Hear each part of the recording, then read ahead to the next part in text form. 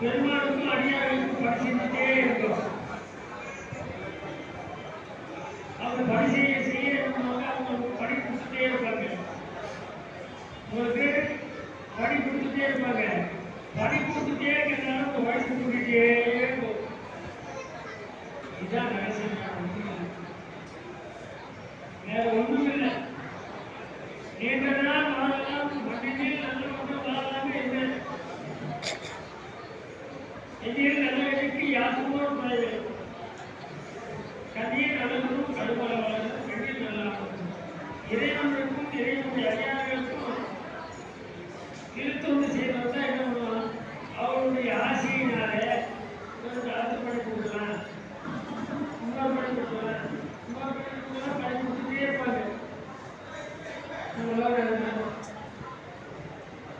அவர் படி செஞ்சுட்டே இருப்பார். அவர் 100 வயசுக்கு மேலே இன்னும் பல திருப்பூரிகள்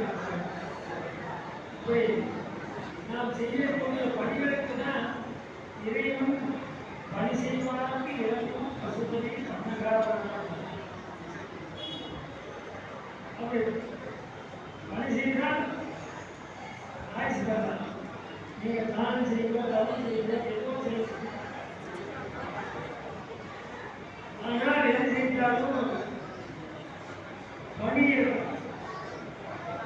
நிறைவாக செய்யணும், மனமோடு செய்யணும், ஆன்மார்த்தமாக அன்போடு செய்யணும். இதை என்ன செய்தால் நீங்கள் நல்ல பலன் சாப்பிடலாம்.